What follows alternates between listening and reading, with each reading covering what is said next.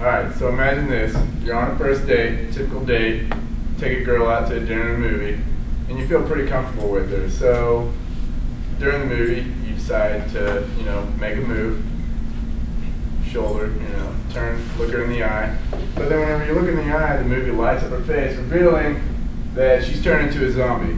She tries to eat your face, so you leap over the seat and flee from the theater. When you get outside, you see that a ton of other people have turned into zombies. What's going on? You're experiencing a zombie apocalypse. What do you do in a situation like this?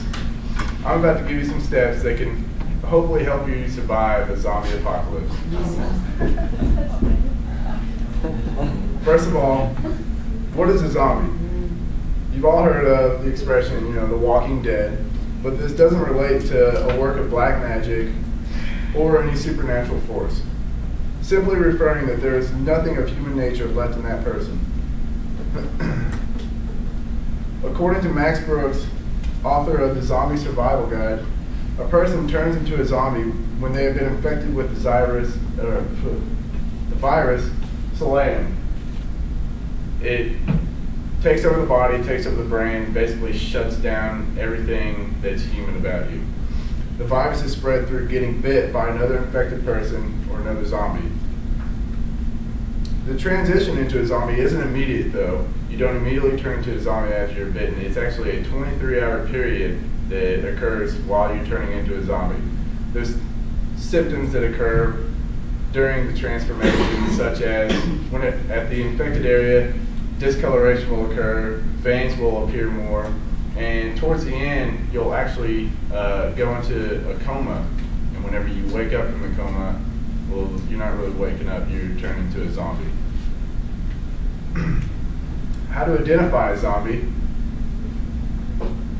Usually a zombie has, really messed up eyes. They'll have pale skin. They probably have blood stains somewhere on them, maybe coming from the mouth. Any sort of missing limbs is a good sign that that's a zombie. And they try to eat you.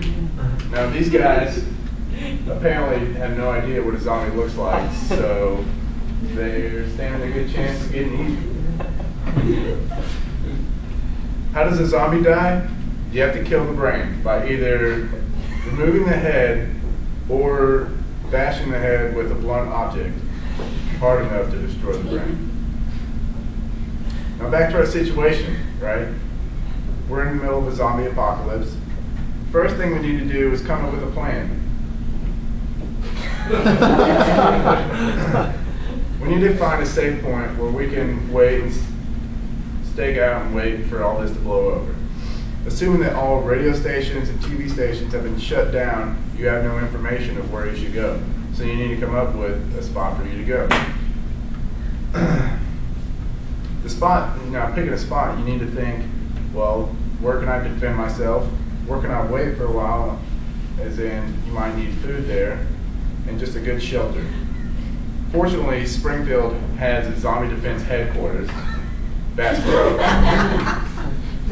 Bass Pro is safe, it's defensive, it's got a whole load of guns and ammo. Inside Bass Pro we have McDonald's, we have food. It's also got Hemingway's, more food. Now we have our desired destination. How do we get there? Well, during a zombie apocalypse, roads are usually blocked from frantic people getting in wrecks at intersections, clogging them up. So your best bet is just to walk it. Now, when you're walking to this destination, I would not recommend, sticking to the main roads. You would probably need to take the back roads. If you're just going to run out in the open, you're probably going to get eaten. Now, before we go on this journey, we need a couple things. One thing would be a partner, maybe a partner or two. I wouldn't recommend a big group of people because there's a bigger chance that someone in your group is infected. Therefore, you don't want someone infected to have your back and all of a sudden turn into a zombie and decide to take a bite out of your arm. So a small group, 2 to 3 people, Make sure that whenever you pick these people that, you know, you examine them, make sure they haven't been bitten anywhere first. The next items you need are weapons. A gun is always good, but they're not always available. Anything you can find laying around that you think might make a good weapon is good. An axe. Now, an axe is a great weapon. It can do a lot of damage, but it's heavy. You know, not everybody has the strength to swing an axe. But also, there's a machete. Machete's a little more ideal. If you can get a hold of a machete, it's a little lighter, a little easier to handle, and still does a lot of damage. There's other weapons you can acquire, like a hammer, a baseball bat, cricket bat, bow and arrow for distance, a shovel. You can go anywhere, you know, small as a knife, and if you're really into gruesome, you might pick up a chainsaw.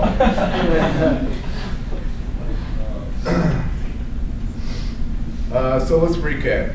We know what a zombie is. We know how to identify a zombie. We know how to kill a zombie. We know the right weapons to use and the general facility for our stakeout. In conclusion, a zombie apocalypse can be a very life-threatening situation, but with the information I've given you, I hope you have a better chance to survive and hopefully make it to your point of safety. So good luck.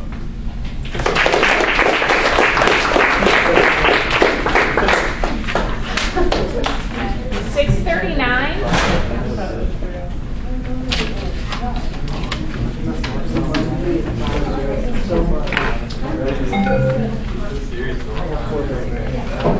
Oh no! How are you? Oh, okay.